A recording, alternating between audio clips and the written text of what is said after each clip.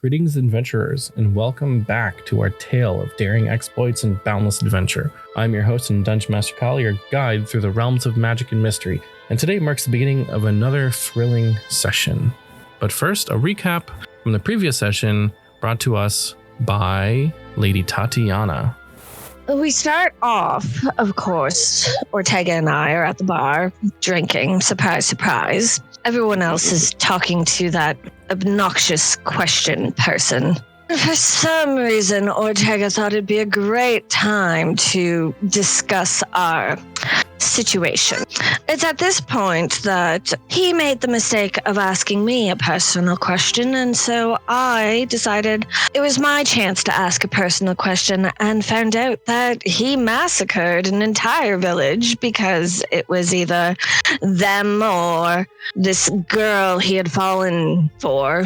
Just disgusting if you ask me, but that's why he doesn't want to go home, and it's probably important, but I only listened to about half of it. And then we decided to rejoin the group and decide what we are going to do, which our lovely captain decided we should go to the Betrayer's Rise. Parrish and Ari went off to play more music because that's their thing. And I decided it was time for me to go to bed. I ended up wrestling with a giant at some point, but that doesn't matter.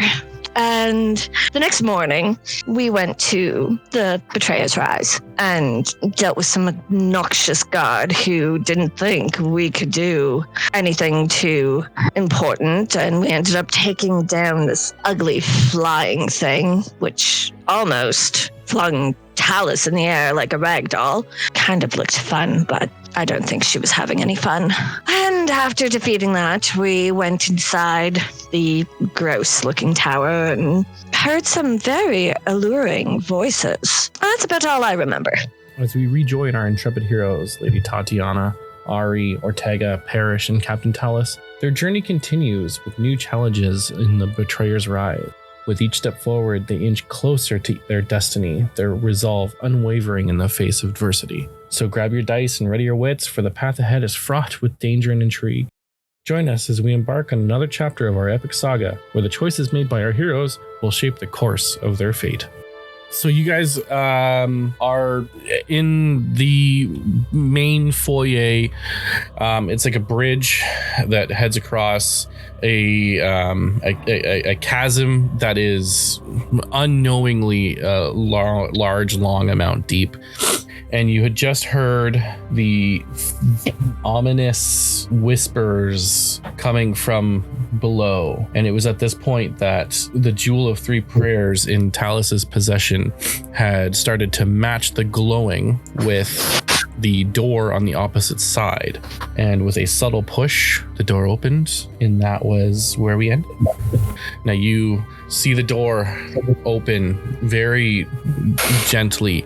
These massive metallic ancient iron doors have been opened that look like even Ortega would have struggled with these doors, and they slowly open up, revealing, not at all. Well, they slowly open up, revealing a new room. It's a hallway. It's a split hallway, and the halls of this hallway are covered with carvings that depict a great battle involving mortals, celestials, fiends, and you hear a faint whistling noise emerging from the walls, almost akin to snoring.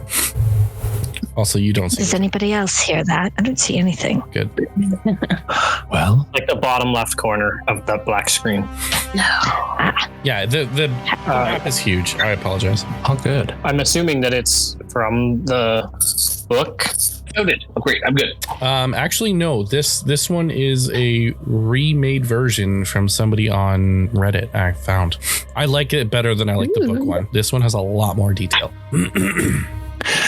I don't suppose any of us have discussed before, but do you all have much dungeon delving experience as a party or individuals?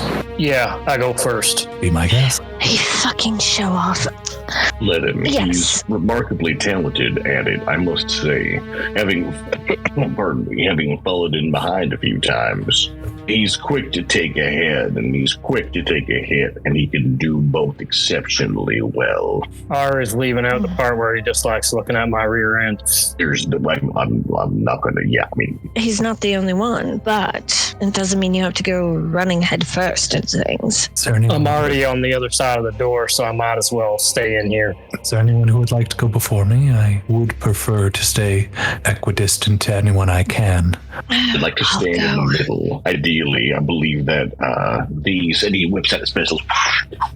These are best at a distance, but not the only tools I have. Get me in the middle. I believe I can best protect everyone and also kill things. Also, I'd like to add that I usually stand at the back of the party. Then you shouldn't have volunteered to go first. Close quarters are kind of my thing. Captain, Well, I mean, since the role has been left so open to us, I guess I will just take up the back. if you're happy with it. Okay, so that would put Parrish and Tatiana kind of in the middle area. So Parrish and Tatiana, as you guys fully enter this room, I need you guys to make a history check.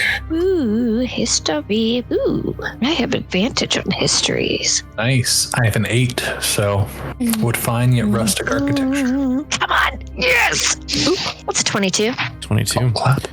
And Ortega's from the Feywild and rolled a nat 1. yeah, that checks out. Parrish, what was your roll? An 8. 8. All right. So this room, these carvings, you I mean, they look maybe a little bit familiar to you, but you don't really recognize anything. But Tatiana, in your studies from Blade Garden, you're looking at the this carving, and you actually recognize some of the deities and these characters that are portrayed in this room. The carvings actually depict the Battle of the Barb Fields. This is one of the most climactic battles of the Calamity. The devotees of the prime deities, they broke through the garrison at the Betrayer's Rise. They reached the walls of Gordonaz. Prominently depicted in one scene is a proud, melancholy warrior with curly hair carrying a spear and a shield. By his side, you see two figures. That's a white-haired girl, probably no more than 12 years old, and a young woman with hair that flows behind her, turning into a road which countless soldiers march. You recognize this as two gods that you have learned about in Blade Garden: Sahanin, the Moonweaver, and Avandra, the Changebringer. You still hear the snoring sound as you get closer to the walls. They seem to be louder as you walk through the halls.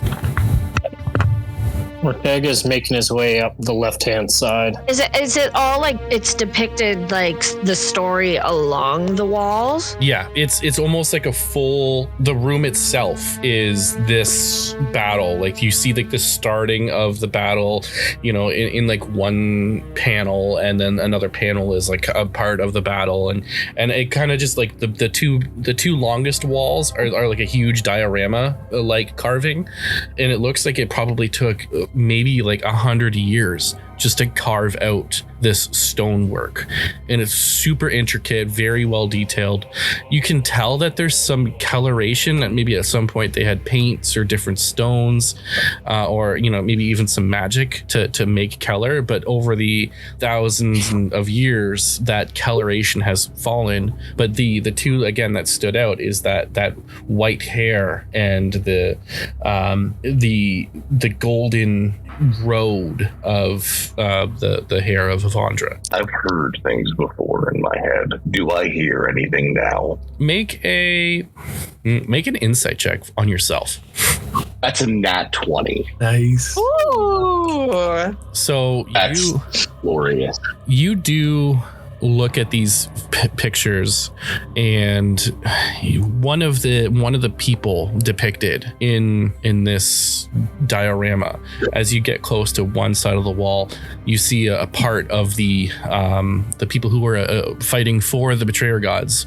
You see them falling, and you do notice the similarities of one of these champions, kind of paving the way, and it looks to be the character of this Udvara Pak figure that you have come to realize might have some, connection with you in your past. You listen, and you kind of you put your hand on this picture as you're walking past, and you're listening, and you can hear not necessarily the current moment, but you feel that resonation of the battle, and you hear the swords clanging, and you hear magic bursting, and you hear the screams of this Udvara Pak yelling for Lolth in the whispers and shadows, and it almost feels as though this diorama is moving as your hand is going along, like you're almost visualizing this battle of the Barb Fields, and it almost feels for a moment as if you're there back in the Barb Fields again. And the Barb Fields are radically different than they were last time you were there, in this vision that you're having. And as your hand slowly reaches off of the diorama, as you get to the other side of the hall, your vision kind of focuses back in on the room itself. Ari takes a deep breath and doesn't say anything, but keeps an eye out and maintains his position.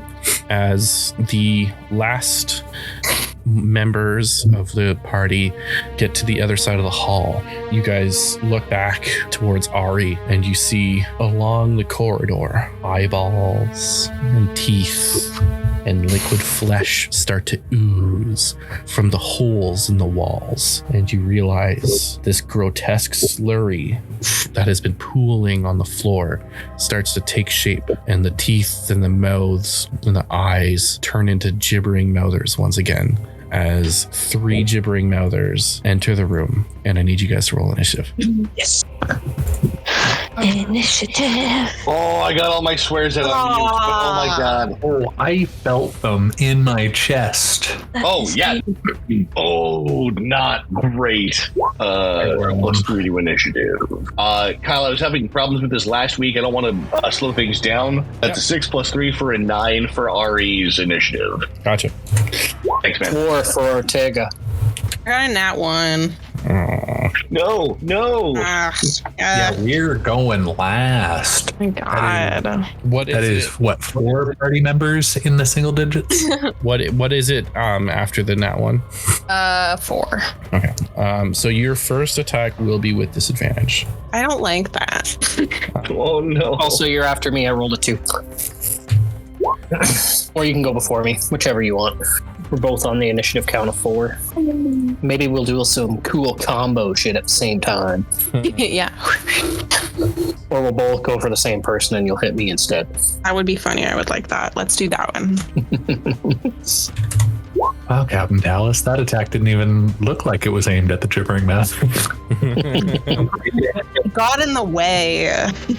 Well, you're One too many times, eh? The gibbering mouthers also rolled really low on their initiative roll, but that brings us to top of the round, which is Lady Tatiana. Wonderful. I am going to step up to the ugly bugger in front of me, and I am going to stick my sword in him. Ooh, is that what I think it is? 20! That's right. Incredible. Oh, Amazing. Sorry, I got really excited. of course. I mean, that's gonna hit. So. But yeah. I'd imagine. Okay, so 11 points of damage is what I rolled. How am I doing the damage again? So it would be 8 plus whatever you would roll.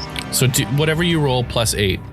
So add. Oh, okay. Add 8 to that. So then 19. So it looks like your first one was a 2 plus your 6. So 8 plus 8 is 16. Because if you highlight over the 11, it shows you what your rolls were. Oh, yeah, it's a 2 plus 3 plus 6. But instead, it would be 2 plus 8. Yeah. Because you Okay. get an 8 automatically. Yeah. Oh, so then. So it's 16 instead of 11. Okay. Yeah. I think that makes sense. You guys can do the math for me. No. And then I would like to hit him again. Naturally. Did anything cool happen? Because she got a critical hit. I unfortunately, the too much ooze. It just, I mean, she hit definitely like a good chunk of the eyeballs. She's like right through. And 25. I just wasn't sure. I don't have those fancy rules that we had before the beginning of the campaign in front of me. I do. They'll put them on little sticky notes. You have fancy rules? And 11 points damage. Okay. Nice. Okay. And that's all. That's all I'm gonna do. I mean, that's enough. That's enough. Pretty good. It's pretty good. First hit of the night. I'm not gonna complain. Absolutely. And so ending your turn brings us to Ari. All right. Well, pop. I will shoot. There's one by Parrish, and there's one by Talus. I'm worried that if I roll poorly, I'm going to shoot Talus, where I don't have to risk shooting Parrish at all. I'm going to go after the one by Parrish. So I will do my attack roll, and then I'm going to do my bonus action attack with the other pistol, which doesn't get the bonus. So that's 14 plus 7 for a 21 to hit off of the first attack. Yeah. The second one is a 3 plus 7. Oh, no modifier, so a 3. It'll miss. Indeed. I shoot. Oh, sorry, go ahead. was gonna say, I actually think that may have triggered your weapon issue. I think your thing is less than your misfire chance. Your misfire chance is You still get to use your dex. You just don't get to add your proficiency bonus, which would be 3. right. Your DC. So if my your dex dex off of that one is plus 2, so it's 5 to hit. Still not right. no, but that gets you above your. That might get you above your misfire. Misfire is 1. The roll's 1. Okay, so it's only on critical fails. You're good. Okay, so I shoot it. I think probably just once though, depending on its AC. You only shot it once. Yes. Okay, well, as one goes wide, I will take the other one, D12. 10 plus 2 for 12 piercing damage, ideally in its face. It's got many faces. Which one? All of the faces. Or you know what? I'll be happy with what I get. I will choose one of its open gnawing maws, and I will shoot it there. Okay. Doesn't seem to like make too much of a reaction to getting shot, but you can definitely tell that the bullet went in, didn't come out. I'm gonna hang out where I am right now. Yeah. All right. That's my turn. Thank you. The first gibbering mouther. It's beside Parrish. It's going to use its special to make aberrant ground, which means every creature in a 10-foot, or I guess the terrain in 10-foot radius from it is difficult terrain. Each creature that starts its turn in the area has to succeed on a strength save, or their speed is reduced to 0 till the start of their next turn. So it's just going to do that real quick. It just oozes, kind of flattens out a little bit, and goopy. Yeah, it's all goopy goops. Which also it's going to attack Parrish. As it AC 17. As it would. I don't think you guys can see that. Nope. There we go. Well, done. All right, cool. Okay. It's going to give you a little nibble for the first is a 9 to hit. 9 will miss. And then it's going to take its second attack to bite you, only for 14, so it's going to miss. And it's going to start its gibbering, which it's basically going to babble incoherently while it can see you. And any creature that starts its turn within 20 feet has to make a whiz save. So 10 feet strength save, 20 feet whiz save. And I can mark that here as well. It's basically just going. I believe that hits everyone except Ortega. Yeah. A wisdom save. And that's at the start. You used to be so good at those. Oh, the start of your turn. Oh. Yeah, start of your turn. But I already rolled it. I already rolled it as well, and I will say for the sake of it being on the other side of the wall, Tatiana, you do not hear this one. Oh, okay, cool. Yeah. And how about for Alice? Because she's right on the edge. There's a little wall there. There is a wall. I would say she'll be able to make the wisdom save with advantage because she's far enough away. Nice. if she doesn't realize that it's coming from there. So if she does move, then her next turn is going to have to, But with that being said, that ends its turn. That's a 17 for my wisdom save. No, right now you're good. You're good right now. Oh gosh. Well, then I'll re-roll one again. We were all just rolling, so It brings us to the next gibbering mouther, which is at the top near Ortega, and it is going to skitter on over to Ortega, and it's going to roll to attack for a dirty 20 to hit. Yeah, just give me 1 second. I just want to see how many times I can do this feature. Okay. Once per short rest. Did we decide if we short rest or not? I think we didn't. I know I definitely argued that we didn't, right? yeah, I think Okay. we decided last session that we were going to wait and short rest inside, I believe. Okay, None of that us hits, need Kyle. HP enough. It hits. Okay. All right. So it's going to do 17 points of damage, Holy shit. and I need you to make a strength saving throw for me, please. Yeah, sure. I'm sure you got this. Nat 20. You're good. All right. We love it. And then it's going to attack you once again for a 16 to hit. I believe that misses. Nah, that just hits. Hits. Okay. Oh no. So 14 points of damage. And Okay. another strength save, please. 21. You're good. And then it is also going to do its gibbering, and that makes it so that I think Tatiana is actually affected now anyways. Wisdom save. At the start. At the beginning of your turn. It did not make Oh, the right. ooze. It unfortunately did not have the ability to make the ooze this turn. Yeah, that would definitely. So it kind of in the same vein as Talus for this one, your wisdom save will be with disadvantage or with advantage because it's still across the hall. Brings us to Parrish. You have a strength save and 2 wisdom saves. You're muted. You're on mute, buddy. Okay, that's a 5 for strength, so I'm not going anywhere. Okay. I'll give you my 2 wisdom. It'll be an 18 and a more. Okay, you're good. My God. Okay. Unable to move. Oh, I don't think Parrish is willing to accept that. And he will use Blessing of the Raven Queen as all the color drains out of him and everything he's wearing. The sort of colorful ribbons, bows, feathers all across his armor just go to a, grayscale, and he's going to interpose himself between Ari and this gibbering mother, and he's going to do one flick of the wrist on his staff, and a ring goes out. And Ari, you had damage to this gibbering mother, right? Yes. Perfect. So 2d12 damage. I think it gets a save. Let me double check for Toll the Dead. Yeah, there's a save. Yep, save wisdom 15. All right, wisdom. It rolled a 5. Well then, it's gonna take 12 damage. All right. Necrotic then. Okay, yeah, that's fine. As just Parrish tugs on the threads of fate, holding it to the mortal coil. Okay. Brings us to Talus. So wisdom save with advantage. Yay. Oh my God, I just rolled 2 4s. Okay, that's terrible, but that's 7. Okay.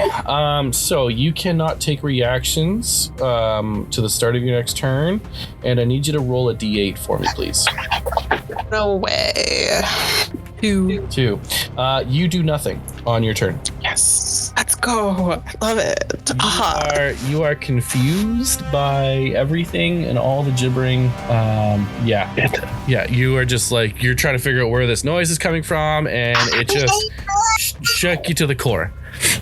Nice. I love it. You take no action or bonus action, it says the creature does nothing. You do nothing. Ortega, I need you to make your wisdom saving throw for me, please. Oh, buddy. 14. 14, you are good. Oh, that's good. That was a good die roll because I get a +0 to that. Ortega's gonna rage and he's going to swell. How big is this room? Oh, that's a good question. It actually did tell me. You were to assume that all the rooms, unless stated otherwise, are indeed 50 feet. Oh, hallways are 20 feet high and the chambers are 50. This is a hallway, so 20 feet. I am 14 and a half feet tall. You're a big boy. And I'm going You to... must be this tall to ride, and you're going for a ride. And Ortega is going to grab Father's Hatred and one of his other scimitars off his armor, and he is going to swipe recklessly. The first one is like a 22 to hit. Yep, that'll hit. Cool. I'm going to use what is called a Spectral Strike ability. So I get to roll 3d6 on this attack. 13 plus 17 damage, 10 of which is necrotic. Okay. And the second attack is a crit. I didn't even need my second roll on that one, but it's just 1d6. So 15 points of slashing damage. Nice. Is there anything else that it does, or the Spectral Strike at all, or no? I expended a charge to do it. I can only use it once per attack. Oh, I could have done it a second time in the same turn. Holy crap. No, the Spectral Strike is... No, that's the other one called Paternal Pain that has other things attached to it. Right.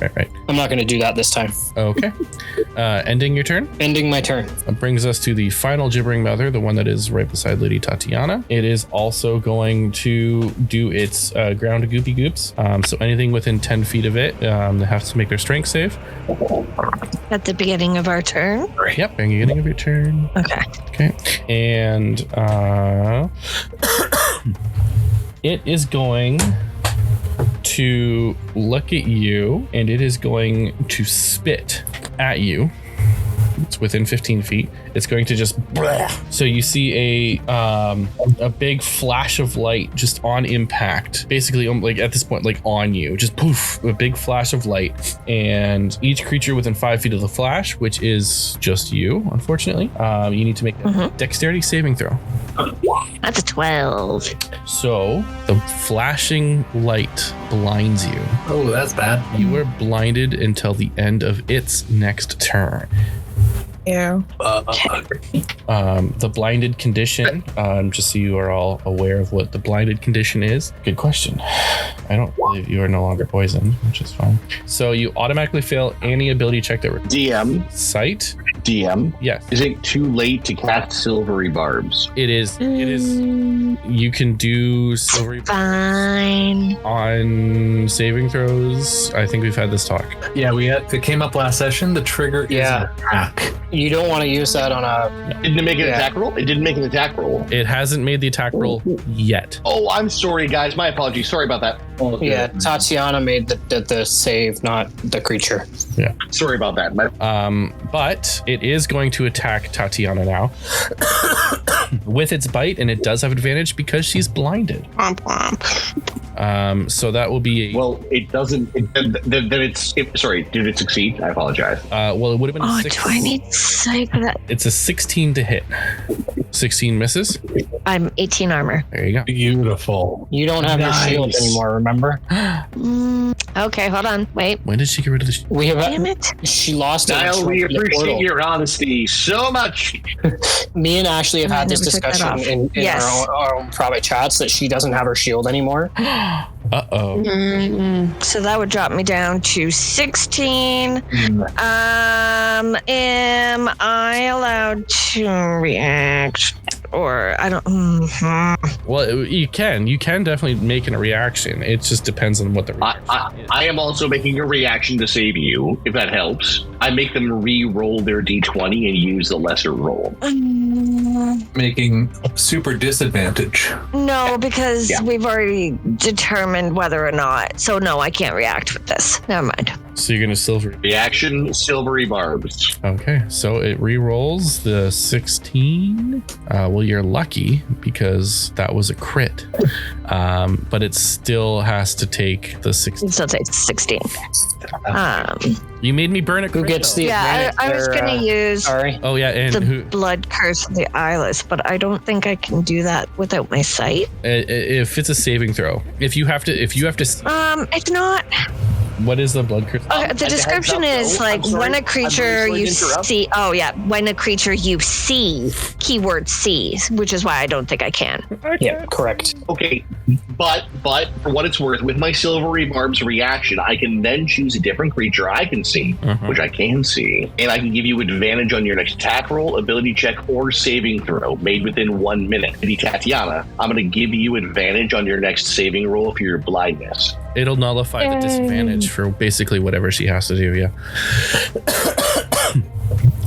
If for at least one attack. Her next saving throw. Anyways, I do have to make a couple saving throws. And Josh, I don't be devil's advocate to like hate on the party. That's just one I have been waiting for her to almost get hit for months. To go, you don't have your shield. Because I told her I was going to do it. I also keep forgetting to take it off, so it's my own damn fault. Remind me to buy a shield when we go into town. Promise, I will help you buy a shield. 21 points of damage, and I need you to make your strength saving throw, which would be hold on, just regular 21 damage. Strength saving throw 13. You pass. Strong 13. Oh, fuck yeah. That ends its turn. It does not do the gibber, but it was able to do the oozy ooze. And that brings us to Tatiana, top of the round. You are blinded, and I need you to make wisdom save with wisdom. Yeah. Wisdom saves with advantage. And this doesn't rely on sight, so this is just talking. And then a strength saving throw, which is also not reliant on sight. I mean, I guess you. Okay, so they're straight rolls. Just straight rolls. Just straight Wisdom rolls, no advantage, no disadvantage. Technically, Advantage, the first one advantage on the wisdom. Would have to have advantage because silvery barbs you can't cash. Okay, so she already used her silvery barbs advantage on her to get rid of the disadvantage on that last roll. That was a sight based. So advantage on the wisdom and just straight roll on the strength. Okay. Well, I will take the 15 for my wisdom, and then strength. Come on. Fuck you. Oh, no, never mind. 17. Did you say hello and fuck you and then never mind? Yep. Actually, I love playing D&D with you so much. You successfully pass on both of those checks. You're good. Fantastic. I am going to very blindly slash in front of me, hoping that it is still there, because I did not hear it slime away. So I'm just going to assume it's right in front of me. Your attack will be with disadvantage. Fine. The first one's an 11. Oh, I just wasted that 20. Yes. It still hits. You're good. Oh, amazing. So, it's going to, damn it. Okay, hold on. I have to, oh no, it won't add it until, never mind. I can still do it this way. Ignore that roll, sorry, because it automatically gives me like the crit advantage, and I don't know how to get rid of it. So this roll doesn't count. I'm just going to roll again, which gives me 9. All right. And then I'm going to hit it again. Do I have disadvantage on the second hit? You still technically, yeah. Yeah? Okay. Yeah. All right. That's fine. I just wanted to double check before I swung. Such a good roll, too. I know. 14, which still hits. Still hits, yeah. Side note, they have 9 to their AC, so that's easy damage. And 12 points of damage. Yeah. So, take that, you slimy, disgusting piece of jelly. It's pretty on point. Ending your turn? Ending my turn. Hold on.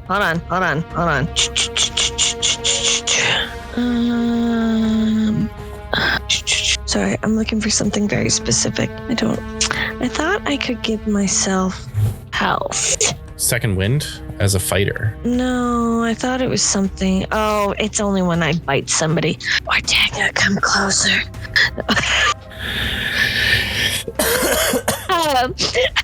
Currently occupied. Never mind. It's fine.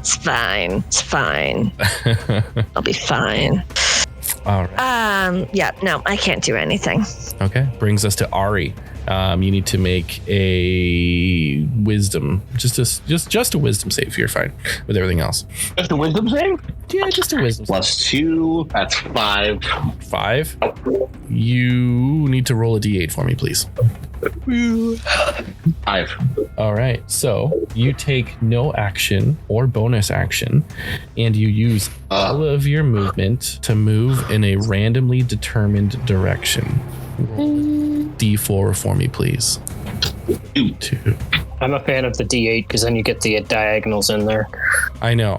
He can really only go 4 ways right now. That's fair. You start running just full tilt towards Lady Tatiana as you hear these gibbering mouthers yelling, and all you hear is "Run away! Run away! Run away!" There's too many mouths. Too many mouths. I don't like open mouth. And yeah, you just burn all 30 feet of movement running in the direction towards Lady Tatiana.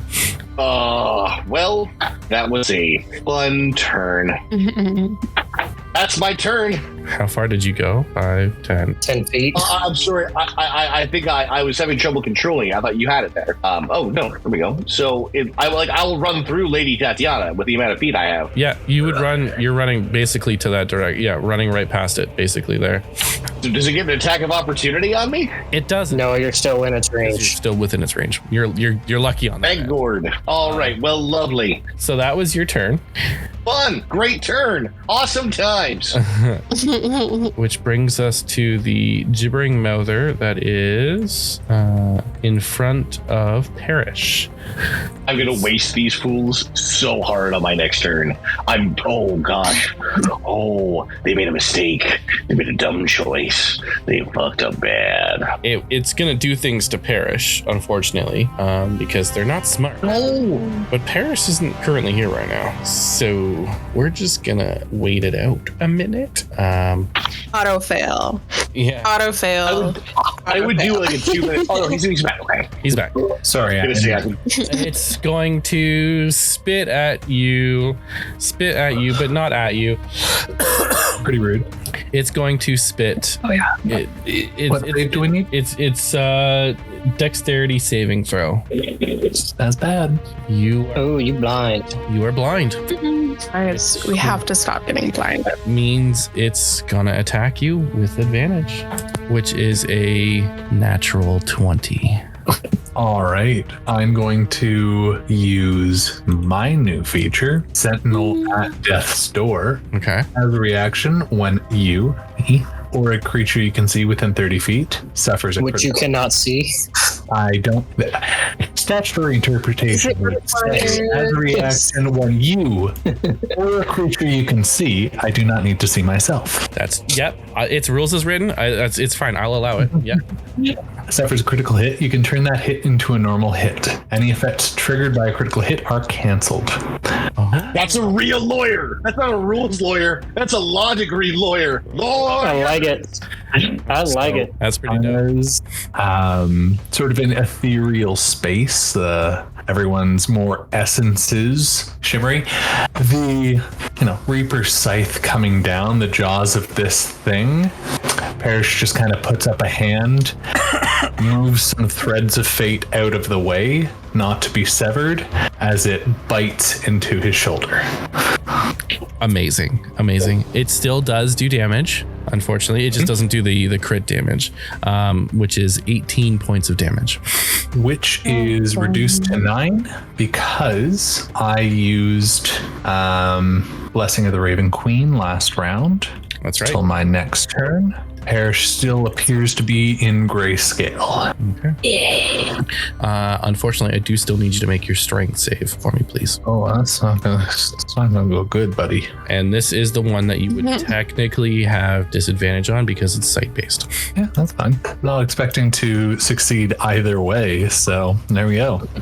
Oh, with negative 2s. Holy crap. You are Go. knocked prone.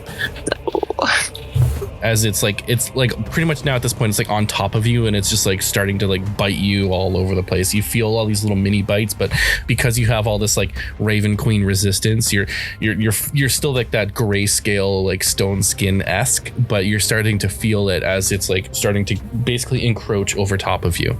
Ending its turn brings us to the one at the top near Ortega. It has advantage on all its attack rolls. It's against me. Well, this is exactly what it was going to do anyways.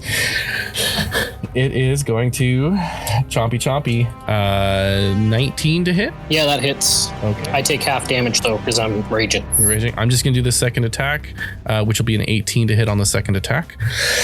Also hits. Okay, it'll be 30 points of piercing damage altogether. 30 points. And then half to 15. Half to 15, yeah. Perfect. And then two strength saves. Ooh, I get advantage on those. Yeah. The first roll is a 19 plus, and then and 13 plus 7 for a 20 on the second one. So 20 was my lowest. Yeah, you're fine on that. Okay. And that is going to end its turn. It does not have the spittle, so it's not going to spittle. And that brings us to Parrish, who needs to make a cajillion saves. The strength save. I don't need to make strength because I'm already prone. That's true. But you do need to make the wisdom save, at least, for sure. This combat map looks like the world's worst Venn diagram. Yep. And this one is vocal. There's just varying zones of pain.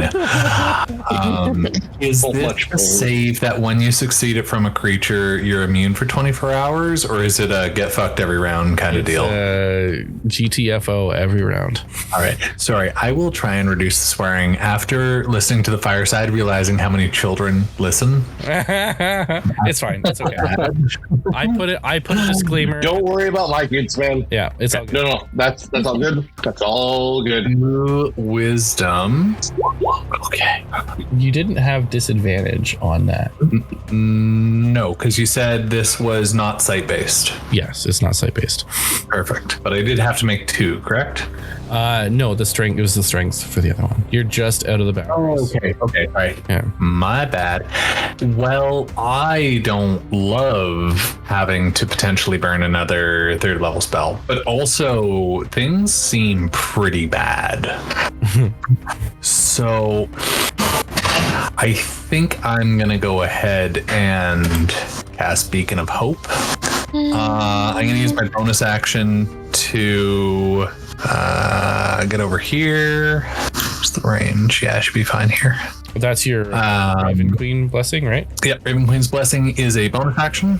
Yep. And I'm going to cast Beacon of Hope, which I'll display. So the spell bestows hope and vitality any number of creatures, aka the party.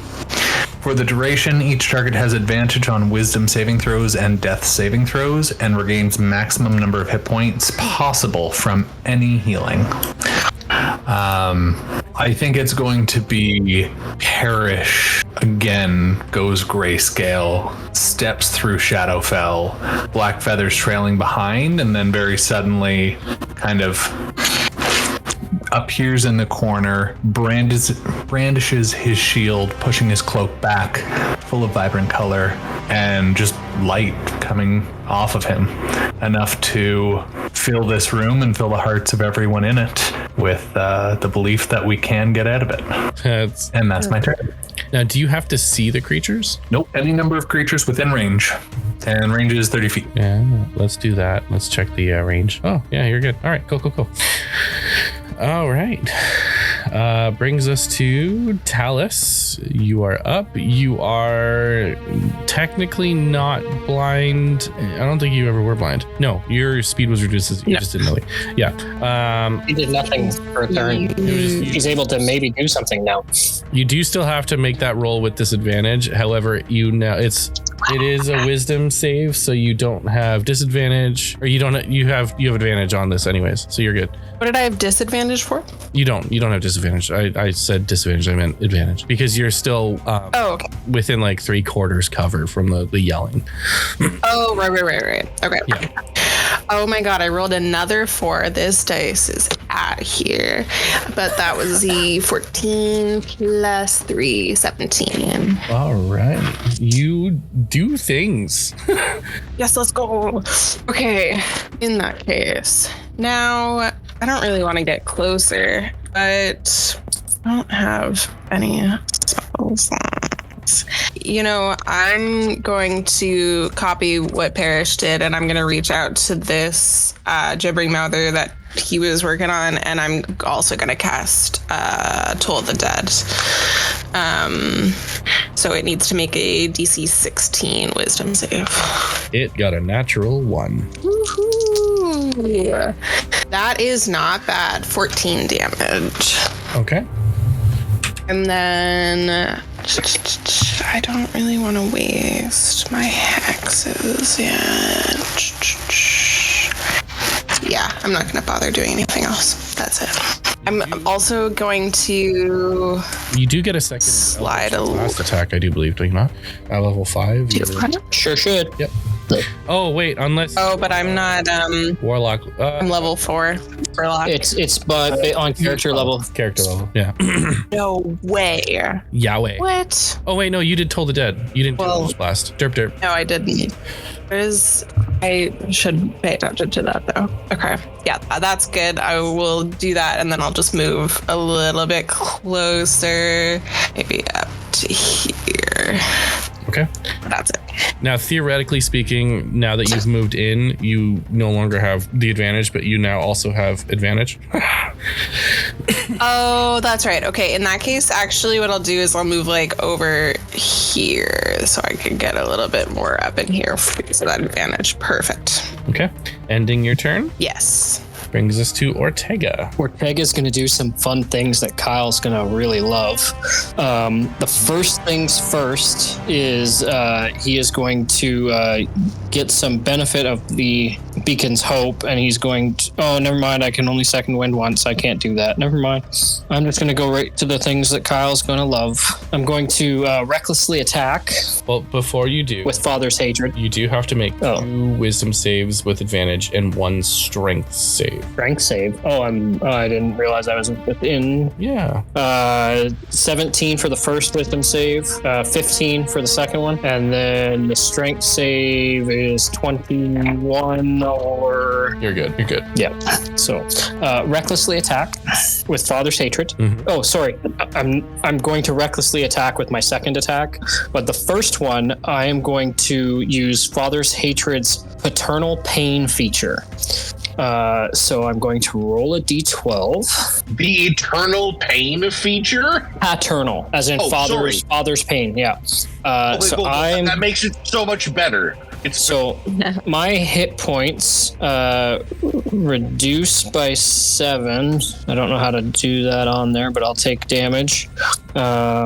I don't know how to change my max HP to be different. You might have to. So I'm just going to do that. As you see, I guess Ari and Tatiana would see Ortega kind of shout, "Just die," as his hand that's holding Father's Hatred starts to go black, like it's starting to wither, as he just strikes clean and true through the middle of this creature, as it automatically critically hits the creature. You auto crit? I auto crit. Really? So I do 18 plus 4, it's 22, 27, 30. So that'll be 34 points of damage, half of which is, or 2/3 of which is necrotic. Okay. Is it dead? It is dead. Because I've done a lot of damage to this thing. You done killed it. And Kyle, then... if it died of necrotic damage, I should be able to, as a reaction, use Mother's Love after a soul. And now it has to be necromancy spell. Never mind. Sorry, I thought it was just if it died from a necromancy thing. I was wrong. You know what? You're gonna have to look. You're gonna have to look at the cleric at that one. He might have some necrotic spells. Because of what he used, this specific instance, it would technically trigger because you're using the Father's Hatred. So, then I'm going to capture that soul to have a second charge into Mother's Love. I mean, I don't know if they have a soul, but like, it's an entity. Oh, wait, yeah, that's actually a question I need to answer myself. It's an aberration. If that doesn't work, that's totally fine. It was just a thought. I want to say that if a gibbering mouther is considered innocent, it has a soul. Yeah. It's just hungry. That's hungry. Because I wouldn't be. It probably doesn't have a soul. I think it's a monstrosity. I don't think it has a soul. Yeah, no. Like, what does a gibbering mouther soul do for calling an undead spirit? They basically say, as for it's like, technically speaking, outsiders and elementals do have souls. Their souls are just pulling double duty as their bodies. An intelligent undead have regular souls, while mindless undead are the soulless ones. As for aberrations and oozes, it's probably the same as monstrosities, plants, and animals. They aren't the smartest, but they still just as live and are be-souled as any other living creature. I'm gonna take that. I mean, it's Reddit, but I'll take it. How about this? How about the only thing I can reproduce is a gibbering mouther? That's what I can bring back, not necessarily the undead spirit's stat block. Makes sense. Which has 1 charge, but maybe I can bring in literally exactly what you gave me. It's your call, and do what you will with it. I'm happy either way. Just a thought, because apparently, I think this thing can collect souls, and I'm just intrigued by the notion. Just 1 second, guys. It's a summon undead spell. That's the thing, right? So like, I have to go by the spell's confines. You did retain a rules lawyer tonight if you want me to look, but I also just trust you to make the call. Honestly, I'll say this. It actually works out kind of okay. So you can use it as the summon undead to summon the undead spirit, but it can only be the putrid version. It can only be which is okay. It uses spell modifiers to do damage, and it does poison. No, I'm deeply well aware. Yeah, that's a great ruling. That fits really well too. That's thematically resonant as hell. Yeah, I love it, because honestly, gibbering mouthers are like really OP. So that's perfect, man. It's perfect. I love it. Yeah. Yeah, that's fine. We'll take that. That's good. I'm pretty sure that would potentially be the end of Ortega's turn. I think, or he does still have a second attack, and he is within range to do the attack to the other one. So I'm going to assume you're attacking the other one. I'm going to move over and attack the one in between Ari and Tatiana with my my second attack. 24 to hit. Oh yeah, that'll hit. For 8 points of damage, half of which is necrotic. Okay. And that will end Ortega's turn. It does bring us to that mouther, and it's going to actually, let's check to see if it gets the recharge. Yep. Okay, cool. All right, so it's going to spit, and it's going to spit right beside it. And at any point, a creature that is within 15 feet or within 5 feet of the flash, which means Ortega, Ari, and Tatiana, you guys all need to make your dexterity saving throw again. Tatiana, you are technically no longer blind, but you're getting spit on. Oh, I was like, I'm already blinded. I can't see it happening. Yeah, you're just like, you gain your Fine, as you see it happening again. All right, just bear with me. My D&D Beyond just kicked me out. Oh, frick off. It's weird that it always says like that she's poisoned. I don't understand. She's not poisoned. No, I know. I was just looking into that, which is why it kicked me out. I was trying to change it to blinded. And then I was like, oh, no, we don't want to do that. Yeah. Come on. Ari, what was your dexterity save? Sorry, my dexterity save? Yes. Save. Natural 1. Oh no. I got a 14 on my dexterity save, Kyle. Okay. I missed my last turn, and then I rolled a natural 1. Oh. That is a 21 on my end. So, I didn't realize that my souls, and like, this is just a male example, and not meant to be exclusive, but like, I didn't know that my soul has balls, and this is what it feels like to be kicked in them as a spiritual entity. So Ari, meant to be an inclusive statement. This is just my lived reality. Ari is the only one that gets blinded, as it's going to bite Ari with advantage. Another natural 20. No. Oh my god. I heard so bad. I am not. Wait. No, I love it. Wait. I'm going to react now that I can see. Yes. I was gonna say Parrish might do that too. You're doing hold on. shit. Where is it?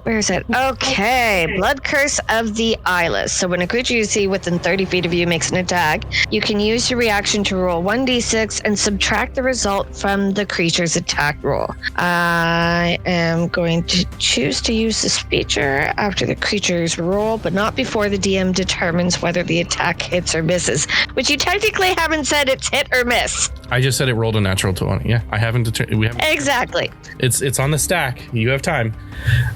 So here is my d6. Puts it to a 19. It's now a 17. It's a 19. Oh yeah, 19. Okay, fine.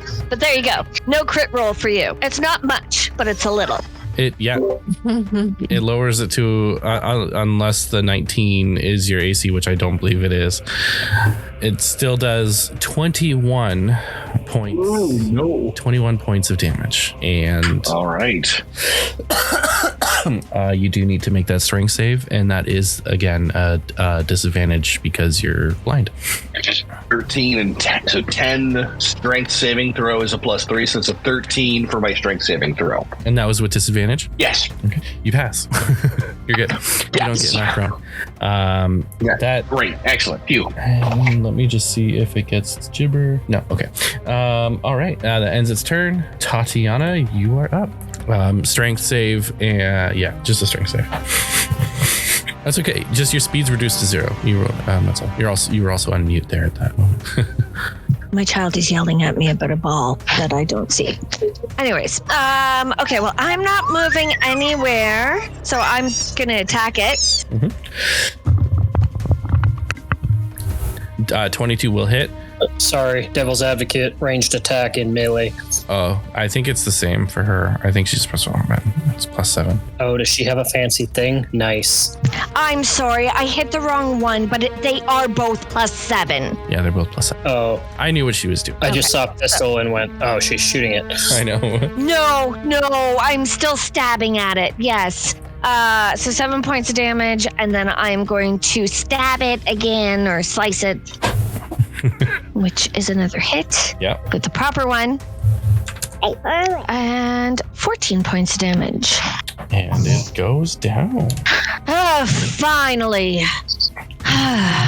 With I don't know about anybody else, but that was exhausting. there's still one more to go. Oh, there's still one left. And is that ending your turn? Well, considering my speed movement is 0 and I can't really do anything else, yes. All right. I'm just gonna stand here and look pretty. Brings us to Doing an excellent job. Ari. You are still technically blind, and basically until Tatiana's next turn. Point me in the right direction. I'm going to hold my action. Who's next? Parrish is next. Oh wait, no. Sorry. Pierce nearby It me? would be. It's No, he's not. It's going to be the. Technically speaking, it's the gibbering mother. Oh, I think you mixed up their orders when we first started. I did. I got it. Yeah. When I realized that, That's I just kept going with the order that I'd mixed them up in, but I didn't change the turn order. Okay. It's technically the gibbering mother. Then I'm going to try something just for fun, and I will shout out to Parrish. Tell me when to shoot and put me in the right position. And I will hold my action, Parrish's turn. If it works out that he can move me into a spot to take a shot, hopefully with his movement and his bonus action and not have it take his whole damn action. But essentially, I'm going to hold my shot. I'm going to hold my action. That's I'm blind. You're blind. Which brings us to the gibbering mother. And I realized that the gibbering mother actually went before Ari. That was my bad. But we're just going to go ahead and we're going to put that back in the proper order now that I've remembered.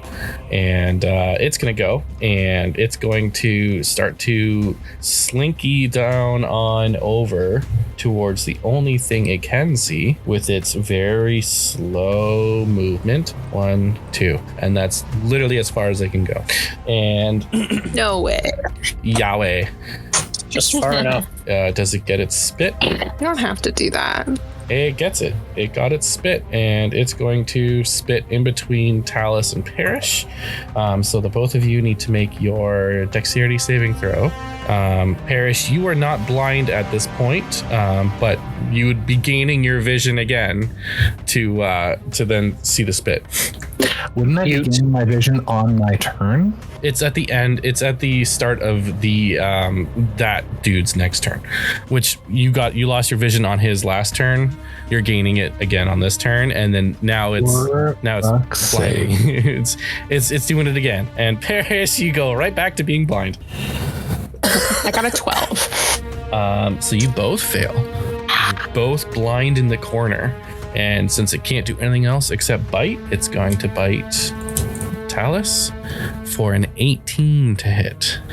That's so crazy. That does hit. I'm sorry. It's 16 points of piercing damage. And I need you to make your strength saving throw, please. 12. Well, you're not knocked prone, so that's good. Oh, disadvantage. It is. Yeah. Oh my God, Kyle. 12. Okay, well, you're not knocked prone. And that ends its turn. It doesn't need to do the other things because it had those already off the bat. Parrish is now up. You are now blind, and I need you to make a wisdom save, but you have advantage. So you technically have it. Yeah, you have advantage. You're good. 13 and a 9. You're fine. Yeah. If I was gonna fail, it was gonna be there. All right. That's real dumb. Parrish is going to step up into needing to make a strength save. Okay. You won't have to because you're not starting your turn in it. So. Okay. Parrish is wading through the gibbering mouther ooze to get here to try and just interpose himself a little bit, and he's going to go for a swing with his staff, and just at the last second, sort of a twist of the wrist, and it's going to be a ring of the bell, and he's going to shout, "Ari, here!" And I'm going to use the help action to give Ari advantage. Okay. That's brilliant. That's so good. He does the sound. Oh, So That's way more cool than Ortega just going, here. awesome. Oh, that's so awesome. He's the best. Okay, great. no. So here's the only issue with that. Parrish is blind. Mm-hmm. So you don't know exactly where you're running to. I'm going in as far as I can get before it's grappling me. Make a D4. Okay. 2. Okay. You would be running in that direction, and you definitely feel the wall on the other side, but you're not entirely too sure which wall you ran to. For all intents and purposes, you ended up there and not where you thought you were. But you did feel the gibbering mouther lashing at you. You're still within its melee range. There's no attack of opportunity, but that's where you think you are, and it's still, for all intents and purposes, it still works. What you wanted to do is still fine. You're still within its melee range. But Ari can't see because he's also blind still. But the bell is there. But he made the sound. You made the sound. Now, are you actually casting Toll the Dead, or are you just ringing the bell? I'll cast Toll the Dead if I'm not giving advantage to Ari and actually giving him whatever. It was kind of supposed to be both, but I was passing my actual action to give Ari the help action. Okay. And that, or if it's just Ari takes his turn after this and it's sort of whatever, I'll cast Toll the Dead. Let's holding my action for this sort of engagement. So, DM Rulin, you let me know how you want this to go, because I have been holding for my stuff. I'm ready to go. Let's do cast the Toll the Dead. If it hits, all I already do is reaction. If it doesn't, it's a save, right? DC 15 wisdom on its part.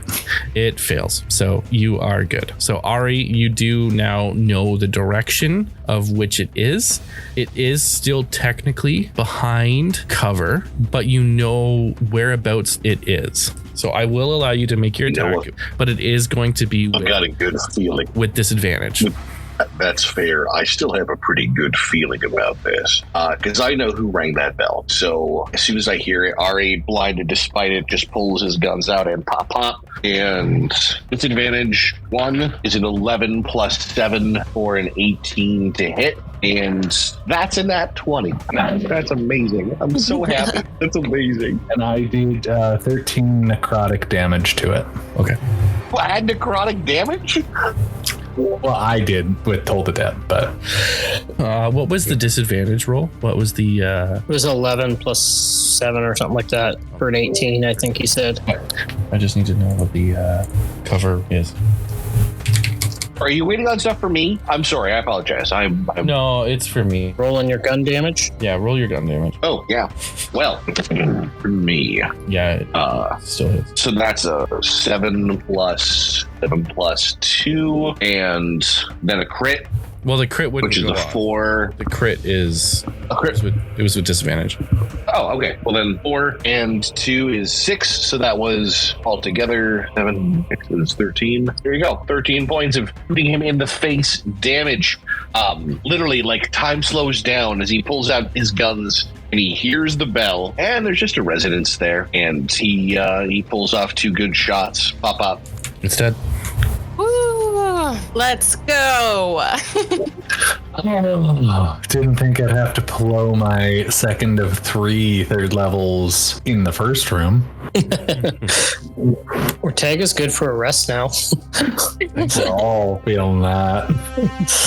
Oh, do we still Adjust hear if we need to the? Do we still hear the not the whispering, the whistling, the snoring sound? you no longer hear the snoring. Good. However, Parrish, as your vision regains, I need you to make a perception check for me, please. Oh, hey.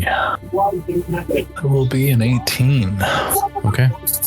So as you are looking, as you're looking around the room, regaining your vision, and you see everyone start to, flow in proper to the other side of the room. You see the doors that you had come through are closing behind you, and as they're closing behind you, you see a flutter as a raven perches itself on top of the separated wall. It does nothing. I think Lee, the player, might be able to interpret what that means, but I'd like to make a knowledge religion to gain some insight. I want to roll my physical die. I'm going to roll my physical die. It feels like a moment to have a weighty die in your hand. I'll give you advantage on this too. Thank God that was 9. So, first one was a 9. Second roll was natural 19 plus 4 for a 23. So Let's go. this raven you have seen countless times. You've seen it at the morgue. You saw it at the crematorium, the morgue. You saw it there, and it had fluttered away at that point. But this time, when it was there, that time it was more spectral and in blue hues. But this time, it feels like it's more present than it was, as if it has come from a physical space. And you recognize this as one of the Raven Queen's very personal messengers, or their carriers. Her watcher. You don't necessarily think it's the champion of ravens, but you definitely know that this is another one of those beings that you could have once been, or should have once been, and you can tell that it's following you at this point. Parrish's, and correct me if I'm wrong, Parrish's interpretation of this is an audience has been, in polite terms, requested, in the dynamic between the two of them, maybe demanded. Parrish will walk towards that. I mean, not, strutting, not anything, but he will walk over and in Undercommon say, it's hard. I will call upon her when I need her, and if she needs me, she can do the same.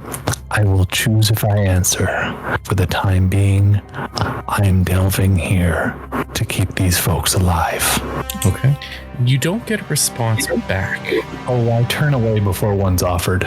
But you do get the impression that it definitely very much heard you. And as you continue on into the next room, you notice that these doors also, with the Jewel of Three Prayers, they glow and they open. And if I could say under his breath, loud enough for the raven to hear maybe, loud enough for the others to hear maybe if they understood Undercommon, but these souls are mine to shepherd, and the queen should think twice if she wishes to claim them. And sorry, we move on to the next room. Does anyone speak Undercommon? Negative. Wish. Oh my god. Yeah. I also wish, but Ari feels the vibe. Can I make a perception check to see? Can I make a vibe check in terms of like I might not know what he's saying, but I'd like to know if I can tell what's going on. May I request an insight instead? Sure, whatever you think is best. Yeah. 19. This is crazy. I'm rolling like a maniac. With insight, is a +5 on wisdom. Incredible. Oh my god. That's a 24 insight check. I wasn't trying to hide it. Kyle, may I just give the summary of what I think the vibe parish is giving? Yeah, absolutely. Defiance. Awesome. Yeah. All right. Ari picks up on the defiant vibe, and he'll follow it. Mm-hmm. But that's it for me. Okay. Again, unfortunately, like the Raven Queens, this Raven, it doesn't seem to budge or make any motion of noise or anything like that. It just kind of cocks its head and it lifts its head up a little bit as if it tries to get its like eye closer on you, and you just see a flicker of like a bluish hue in its eye. You get the notion that it's not just this raven watching you ever so intently, and it kind of skitters across the top of the hall and more so out of your direct eyesight. And as soon as the next door opens, the other few of you see this raven off into the next room, and it disappears out of your sight. As you get into the next room, you see it opens up and to it's a rather large, it's a vestibule is essentially what it is. It's a vestibule, and you see I'm not done revealing the areas. There we go. You see that this chamber is inherently empty, except for a skull-shaped vase on a small semicircular table resting against the back wall of an alcove in the north wall. You see 6 narrower alcoves line the east and west walls. The northeast alcove seems to have led once to a hallway, but it has since been caved in. As you guys all walk Ideally, I'd past, like to take a moment to check for traps. If we could all just hold up a moment. Generally saying, when hallways have caved in, that is sometimes an accident and sometimes it is not. So let's just take a look around for traps now, shall we? And I'd like to look around for traps, please. Go ahead, yeah. Make a dexterity or actually, I think 9. I think it's rules might even be an investigation. Investigation, probably. Yeah, which is a 0. So it's just a 9. Just looking around the room, you can't see anything that doesn't look like it's a very obvious trap. Okay. As you guys all walk past Ortega, you can see that while being huge, he has sustained quite a bit of gibbering mouther damage. Probably. Can I do a medicine check on him? Can I come alongside Ortega, please, and just like do a medicine check, see if there's anything basic I can do? Yeah. You see a whole bunch of bite marks, and his hand looks like it's kind of shriveled a little bit. That's holding the father's hatred. Okay, so I rolled an 11 with my medicine check being +3, so that's 14. But if I'm noticing that his hand is shriveled, I'm probably going to say to him, It's not like shriveled. It'd be like more like a black char. Like it looks like life has been sucked out of it. yeah, no, what I'm saying is it doesn't look well, and it seems like you holding that weapon might be a really poor idea. Remember that the creature that had it was evil incarnate and really screwed us up. Maybe this might not be worth it. If your hand is feeling like that, feed it, throw it away, sell it. I don't care, but care about you. I don't want you to have your damned arm fall off because of a fancy sword that enamored you. This is the arm that fell off, Ari. This one will be fine. Did you see what it did? That was outrageous. It was unbelievably cool. I might have also captured a soul. What I'm saying is, generally speaking, and I am no necromancer, but I find when you are in the business of capturing and trading souls, you find yourself in a business that bites you back. Well, I'll be all right. Wouldn't mind a rest sooner than later, but we can keep going. Talk to Paris and the team. If you put the sword away, Ortega, if you use something else, just think about it. I will leave and essentially bring up the idea of a short rest to the team. Yeah, Lee, you would have seen it as you walked by him into the next room, because Ortega would probably, now that he's sustained a good chunk of damage, he's probably going to go back to the rear of the party, having taken the brunt of the gibbering mother's infliction. With the fading vestige of his beacon of hope, Parrish will touch Ortega and give you 1 maxed cure wounds for 12. That is mucho apreciado. Just kind of maxes it out. It maxes out the healing for anybody. That's an amazing spell. Quiet from his interaction with the Raven. Probably the reason he didn't pick up on how injured Ortega was. Pauses for a moment, says, perhaps it is best we take a rest, but I'd feel safer if we were to clear this room ahead of us. We'd at least know something of this compound. I'm fine with whatever. Like, you and I both have magic. You can keep me up if I need.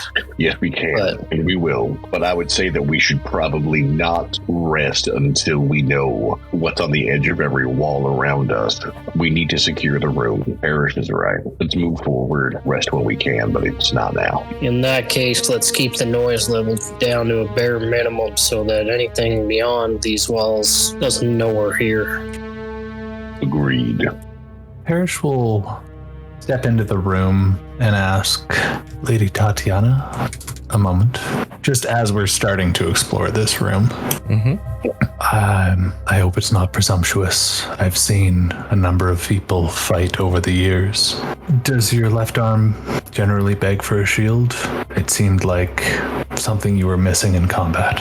I would gladly give you mine, as I shouldn't be on the front lines likely. I had one, yes. I was an idiot and lost it. If it helps you, make my job easier keeping you all alive, and accept it. Fine, but it doesn't mean I'm weak. And I take it and walk away. Nothing to be said there. All right. Thank you. I gotta thank you. Oh my goodness. That's the vapors, my friend. My goodness. And Ortega's just like, why the fuck did she take a shield? She doesn't need a shield. She hardly got touched. That's what he's thinking in his head. He's not saying it out loud.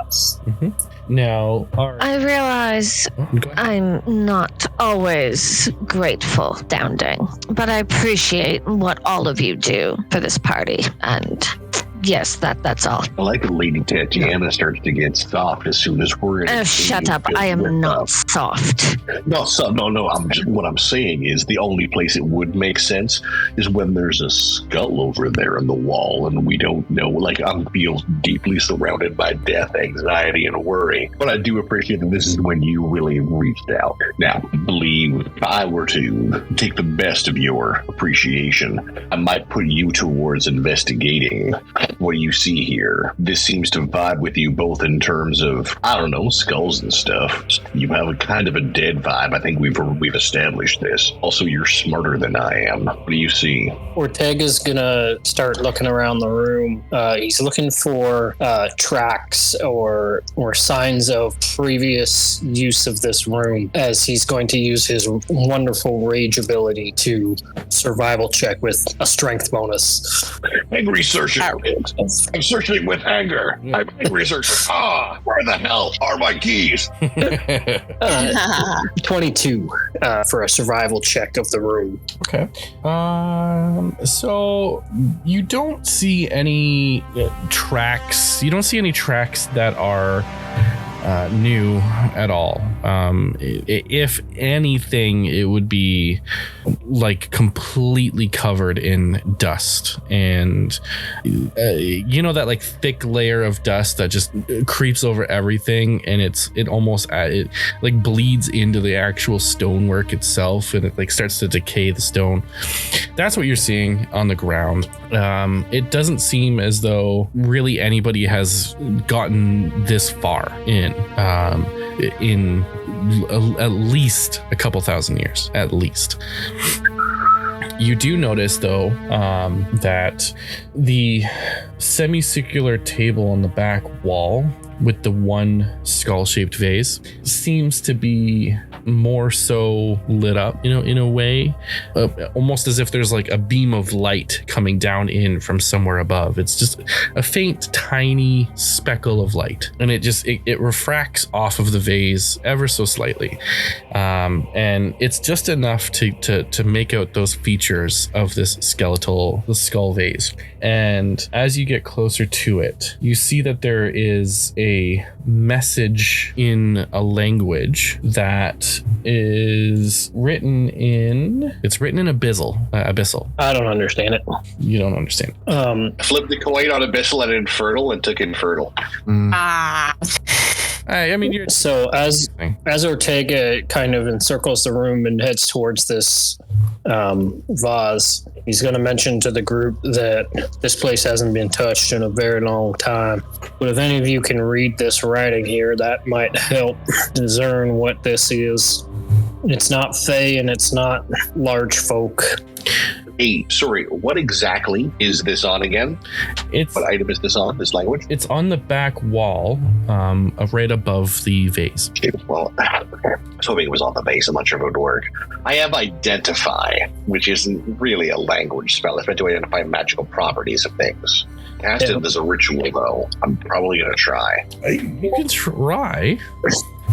I'm looking at the cleric that might have a spell for this that he can ritually cast. Sorry for the metagaming. Can I cast Identify with Ritual? I thought I could. Yes, I can. Okay, well then listen, I'm going to cast Identify on the vase, the wall, and give me units of 10 minutes at a time for ritual casting, and I will essentially touch it and be like, what up with that? Okay.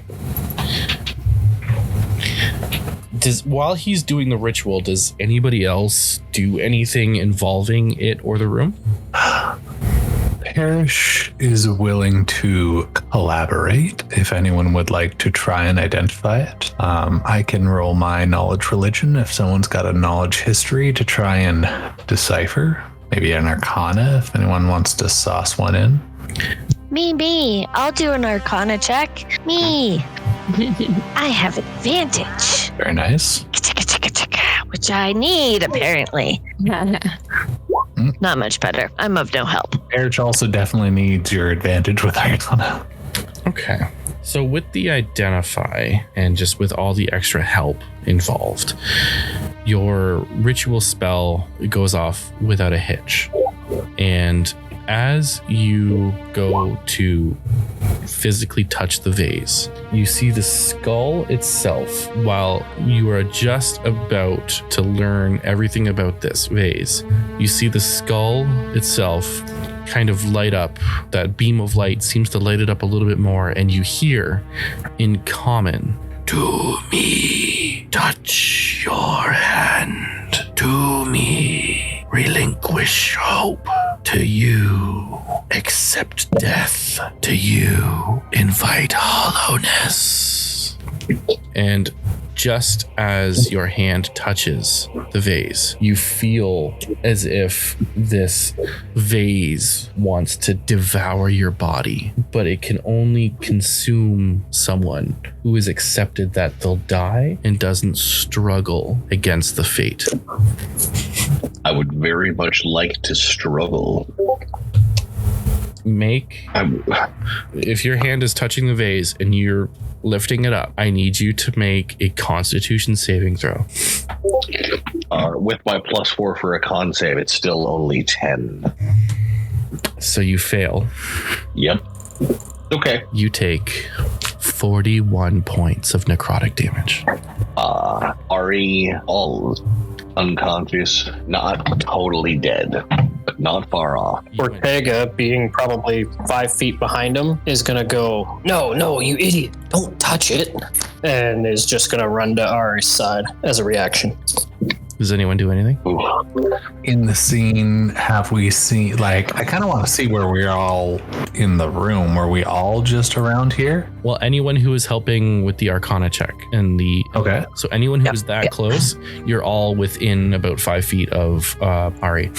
Okay, I'll immediately stabilize. From range, I will he falls over and sort of like reach a hand out as if I was grabbing, his head before he hit the ground, but it's just in kind of the spectral sense.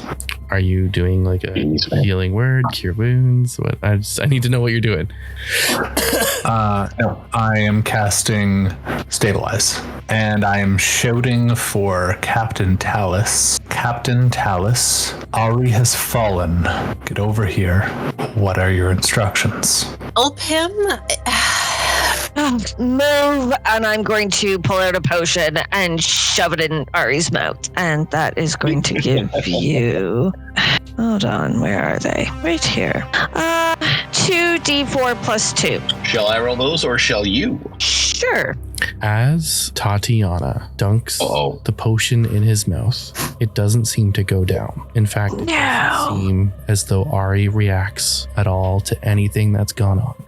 And as everyone gets closer, Parrish, you realize, Ortega, you realize, Tatiana, you realize, Ari is not breathing. In fact, Ari doesn't seem alive at all. No. And that's where we're going to end it tonight. Oh, no.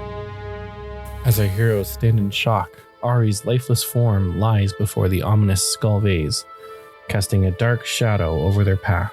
With heavy hearts and minds filled with uncertainty, they face a pivotal moment in their journey. Join us next time as our adventurers confront the aftermath of this devastating loss and unravel the mysteries surrounding the skull vase. The fate of our party hangs in the balance, and the answers they seek may shape their very destiny.